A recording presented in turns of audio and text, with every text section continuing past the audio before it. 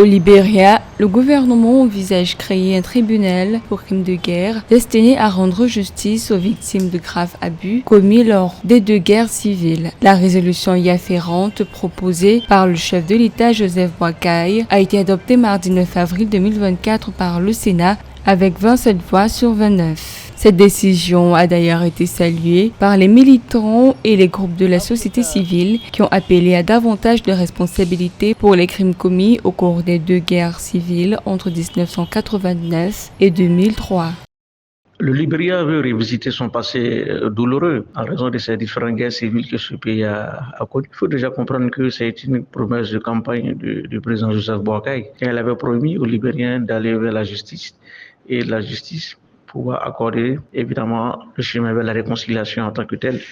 Entre 1989 et 2003, environ 250 000 personnes ont été tuées dans des conflits qui comprenaient des massacres, des viols et l'utilisation des enfants soldats. Un comité vérité et réconciliation avait d'ailleurs demandé la création d'un tribunal spécial pour traduire en justice les responsables présumés, mais aucune mesure concrète n'a été prise jusqu'à cette date annoncée selon les autorités. La question qui se pose aujourd'hui, c'est le financement de ce tribunal-là.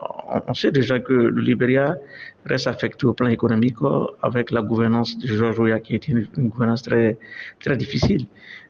La deuxième question qui se pose, c'est la collaboration des anciens seigneurs de guerre qui sont malheureusement aujourd'hui reconvertis en hommes politiques et qui sont aujourd'hui au Sénat, dans le Sénat libérien.